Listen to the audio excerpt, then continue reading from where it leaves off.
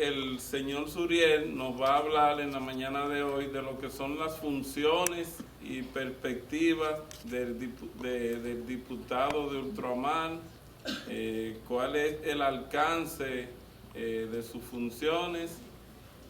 El señor Suriel, junto con Adelis, son los primeros diputados que tenemos en el estado de la Florida, que tenemos en nuestra circunscripción. Luego de la reforma constitucional, ellos fueron los primeros que fueron electos. Entonces a ellos les corresponde, digamos, construir y desarrollar lo que deberá ser esa verdadera función para beneficio de toda la comunidad en el exterior. Quisiera también que no mencioné en la parte introductoria que el doctor Ramón Ceballos fue precandidato a diputado en las convenciones internas del Partido Revolucionario Dominicano para optar por la posición de diputado de ultramar. El señor Suriel nació en Moca, provincia de Espaillat. Es egresado de la Universidad Autónoma de Santo Domingo y realizó estudios en la Universidad Nacional de México. En su primer trabajo se desempeñó como orientador de pequeños agricultores en la Secretaría de Estado de Agricultura. Luego se trasladó a Puerto Rico, en donde ha tenido una exitosa carrera empresarial, desempeñándose como administrador del restaurante El Padrino en Río Piedra y como propietario y administrador de los restaurantes Levis Sport Center Café en Santurce e Isla Verde. Con ustedes, el señor Levis Suriel.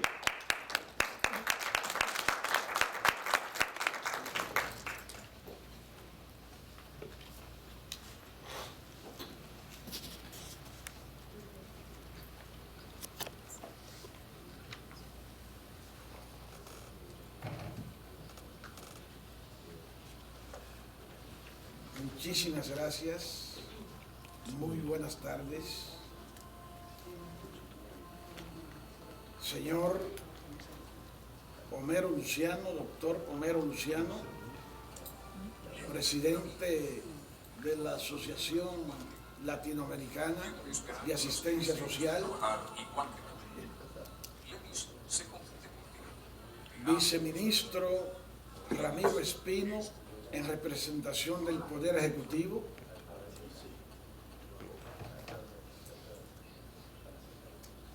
doctor Mateo Robinson, en representación del Ministerio de Educación y Cultura de la República Dominicana, y doctor Ramón Ceballos. Damas, caballeros, amigos, compatriotas, compañeros. Este momento es para mí el reto más fuerte, más grande que he tenido, no solo desde que asumí la posición de diputado, sino desde que aspiré a ella. En realidad, hasta hoy había tenido la encomienda, la tarea de hablar con los compañeros del partido, y en otras ocasiones con uno que otros medios de comunicación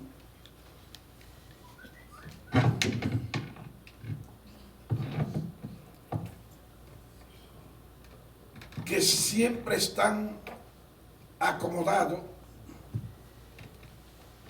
para la tendencia política que uno representa.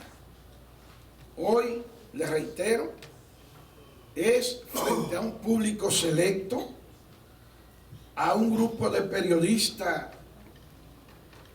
de alto quilate, un grupo de intelectuales, de investigadores, a un grupo presentado y dirigido por el doctor Luciano, que ha demostrado que realmente ha tenido la capacidad de articular alrededor de esta organización a los mejores hombres y mujeres, a los profesionales, a los trabajadores, a la expresión genuina de lo que es el dominicano que sale en búsqueda de mejor suerte. Yo sé que es una pregunta permanente. ¿Para qué fue el diputado del exterior? ¿Qué es esta figura? Y la pregunta precisamente que me formula a mí los organizadores de este evento ronda alrededor de eso. Y es en ese sentido que en este evento, en este ciclo de actividades magnífico por tratarse de la segunda feria del libro celebradas aquí y que les reitero reúne a tantas gentes pensadores importantes y que constituye la columna vital para presentar sus obras, su pensamiento, su investigación y al mismo tiempo servir de base de motivación a la lectura, que es el motor que va forjando, va modelando la conducta del hombre y la mujer para la constitución y expresión de una mejor sociedad. En ese sentido, a la pregunta que me han formulado, dice así: panorámica de las acciones legislativas que garanticen la viabilidad institucional de la figura del legislador de ultramar, entre comillas, ¿corre peligro su permanencia?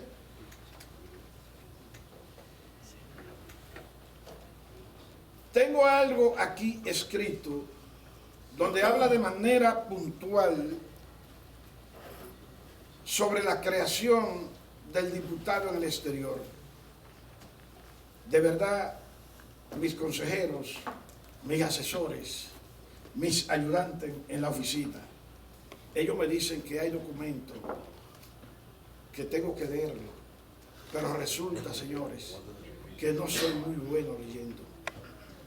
Y aunque lo tengo escrito aquí, yo le voy a pedir permiso a ustedes para que me permitan expresar sin leerlos aquí qué es lo que vamos a hacer. A la pregunta que si tiene viabilidad, yo debo contestarle: la figura del diputado en el exterior está amparada en la Constitución de la República, en la Carta Magna de la República.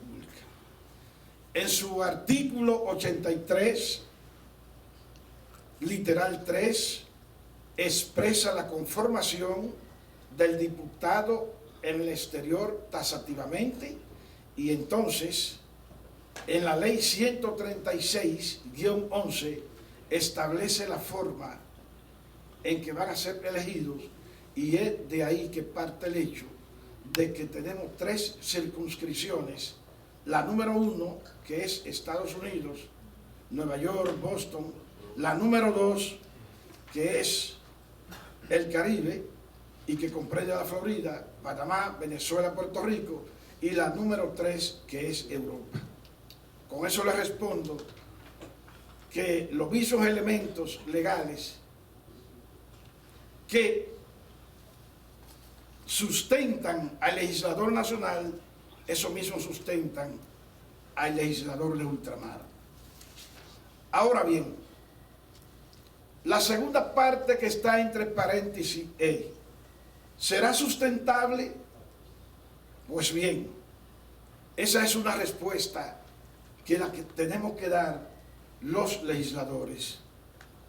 Yo sé que muchos de ustedes que están aquí votaron el 20 de mayo del 2012 por un legislador que está frente a ustedes hoy y que ustedes no conocían.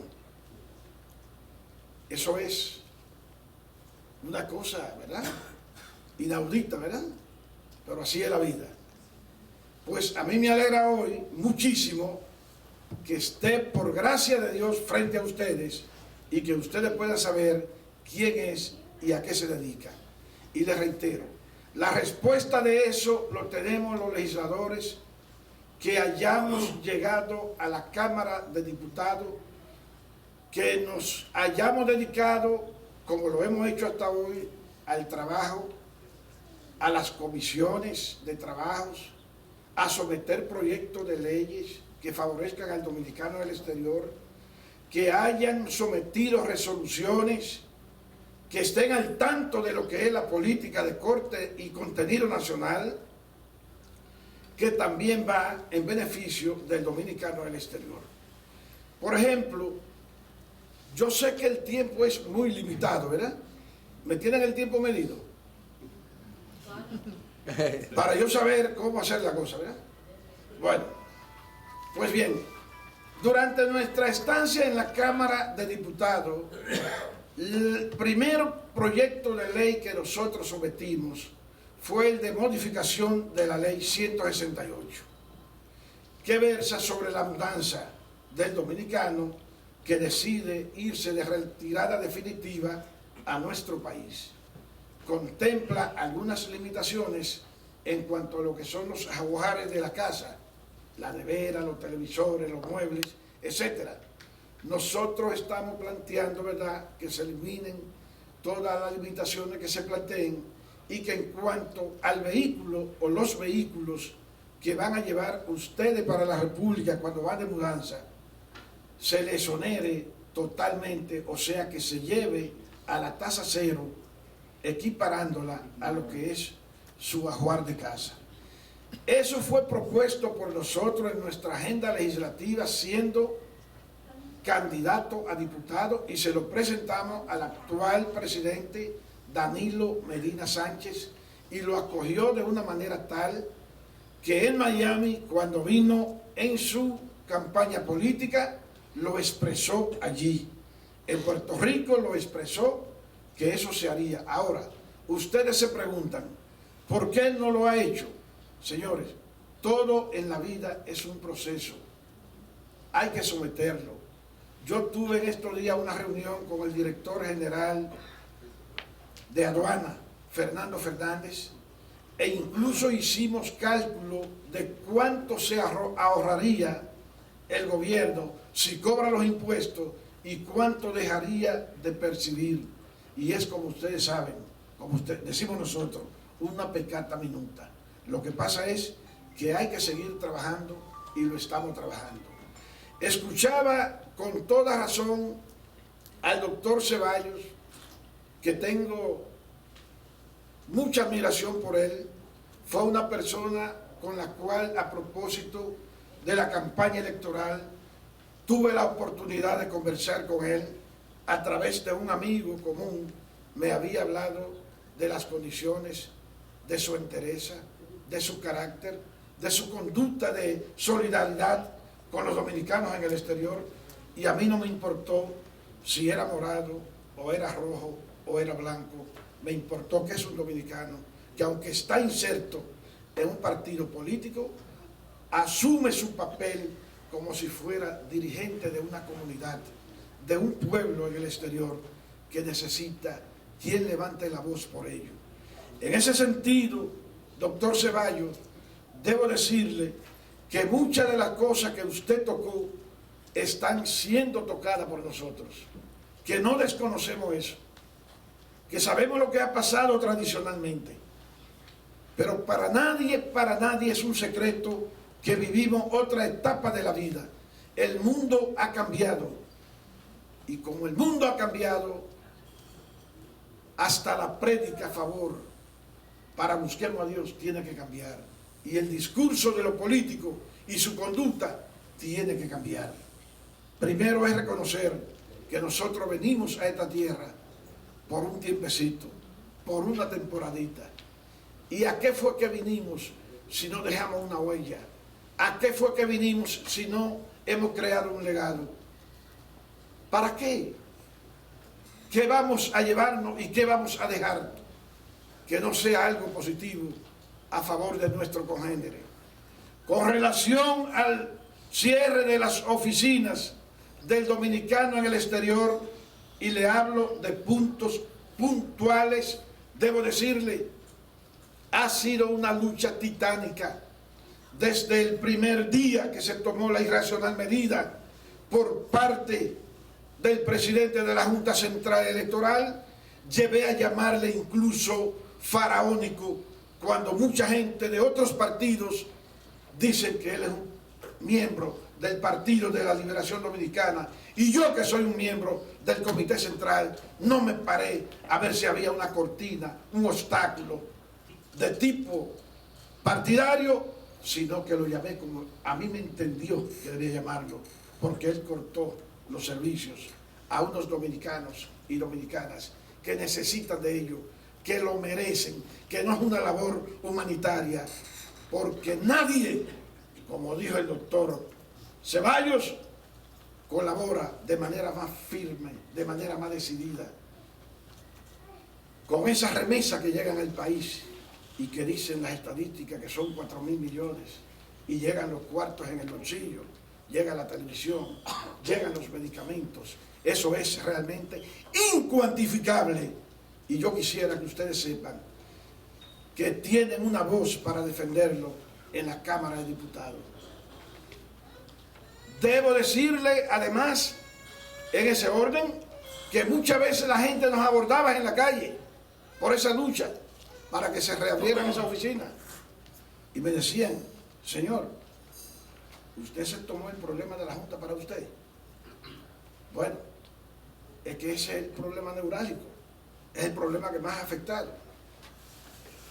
Y en ese orden, la comisión permanente del dominicano en el exterior, de la cual somos miembros permanentes, igual la licenciada Adelis Olivares, que lamento mucho que no esté aquí, porque donde se practica la democracia, que es en el primer del Estado, en la Cámara de Diputados, nosotros hemos aprendido que es bueno que todos los colores estén presentes, y que cada quien exponga y se le escuche su punto de vista. Esperamos que ella se mejore y que una oportunidad más tarde o en otra ocasión pueda exponer. Fue así como aprobamos de emergencia la modificación al artículo 8 de la ley 659 sobre el Estado Civil. ¿Para qué fue eso?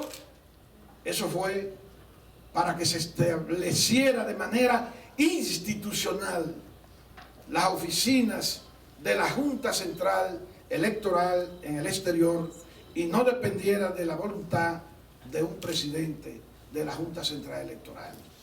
Eso está hoy ya en el Senado de la República y esperamos que pronto sea una ley, pero recuerden que aunque lo está haciendo de una manera lenta y lo prometió para enero y estamos ya en marzo, ya se están abriendo las oficinas. De modos, compatriotas todos, que yo traía, porque sabía que era breve el tiempo, un video donde aparecemos en todos los debates que se han dado sobre diferentes leyes en las cuales hemos participado, porque hemos ido a estudiar, hemos ido a involucrarnos en lo que es la función legislativa. Como decía el presentador, llevo 30 años en Puerto Rico y hemos fundado negocios allí. Sin embargo, yo me he apartado un poco de lo de ocio y me he ido a desempeñar la función que lo que hace es materialmente empobrecer a uno, pero espiritualmente enriquecer a uno. Y se lo digo porque si en realidad he tenido éxito en la vida y soy un hombre afortunado porque siempre ando acompañado por él, debo decirle a ustedes y confesarle a ustedes, me siento muy bien. Desde pequeño tuve inclinación por la política. Y si tuve éxito, le reitero, fue porque me acostumbré a hacer bien lo que tengo que hacer para vivir. Es tanto así, no sé si me dan 3 minutos para contar una anécdota, ¿me la dan? Pues bien, la primera vez que este joven que ustedes ven aquí hoy fue a la capital, venía de un campo donde él nació, que hay una montaña cerrada, pero allí se escuchaba la emisora Radio Habana Cuba, se hablaba de la Revolución Cubana. Entonces mi papá era un antitrujillista de sangre, y como papá era antitrujillista y Fidel y Trujillo eran enemigos mortales, a papá no le hacía nada que el muchacho de 11, 10, 12 años escuchara a Fidel Castro. No le hacía nada, porque lo primero que tú cultivas, aprende lo que tú ves en tu casa. Si en tu casa hay buenos padres organizados, buenos modales, buena conducta, vas a tener un hogar fortalecido y una sociedad extraordinaria. Pues bien, como pasaba eso, la primera vez que yo voy a la capital no había cumplido 14 años. Y aquello fui a la capital. Fui a la capital a recibir al profesor Juan Bosch, que llegaba a propósito de la Guerra de Abril. Yo tengo testigos aquí que teníamos muchísimos años que no lo veíamos. Aunque Mateo Morrison y yo nos vemos pronto, siempre. Pero él sabe de lo que estamos hablando. Somos parte del 4% de esto, de la lucha reivindicativa, etc. El caso es que me fugué, pero para que la cosa se acomode, vamos a decir que me escapé de la casa. Me junté con la caravana de Moca, me subí en ella y llegué a la capital. No sin antes, en el kilómetro 25, donde está el 16 de agosto, el campamento militar más fuerte de la República, que decía que por ahí lo iban a pasar a saludar a Juan Bosch. Ya se había firmado el acuerdo del que hablaba el amigo Luis Conte Agüero, ya se había firmado eso. Pues ahí hubo muertos, disparos y todas esas cosas, y esto solo lo vieron cuando yo era un niño, prácticamente. De todas maneras nos dejaron pasar, porque cuando se revela un pueblo y viene un mar humano, nadie se detiene, nadie puede detenerlo. Pues bien, nos dejaron pasar. La misma novela pasó en el 9. Ahí hubo menos cosas, menos disparos, menos corredor, pero ya a las 5:30 o a las 6 de la tarde, yo estaba saludando al coronel Francisco Alberto Camaño de Dios por la primera vez que fui a la capital, en el Parque Colón, dándole esta mano, con un tenis de medio peso y un pantaloncito medio haraposo, un manoncito, le estaba dando la mano. Señores, yo tengo 30 años en Puerto Rico y 48 años después, yo llegué, después de ese hecho de dar la mano, yo llegué de Puerto Rico por el primer poder del Estado. Y 6 meses después de llegar allí, llegó el proyecto de ley que disponía que los restos del coronel de Abril tenían que estar en el mismo lugar donde descansaban los de Duarte, Sánchez, Mella y Luperón. Y esta manita que yo le di hacía 48 años marcó el voto definitivo, el voto unánime para que ese coronel que yo le había dado la mano fuera en el campeonato. Son de las cosas que me han impactado, muy a pesar de que he trabajado a favor de ustedes, que he procurado ser un hombre activo, que he procurado conocer las leyes, que he procurado escucharlo a ustedes, porque muchos de ustedes tienen muchísimo más conocimiento que nosotros y me lo pueden hacer llegar y pueden estar seguros que yo no lo voy a asumir como si era la autoría de Levis Suriel, sino que cualquiera de ustedes, su nombre va a aparecer, que fue un dominicano de ultramar, de eso que como yo salió en busca de mejor suerte el que lo planteó. Muchísimas gracias.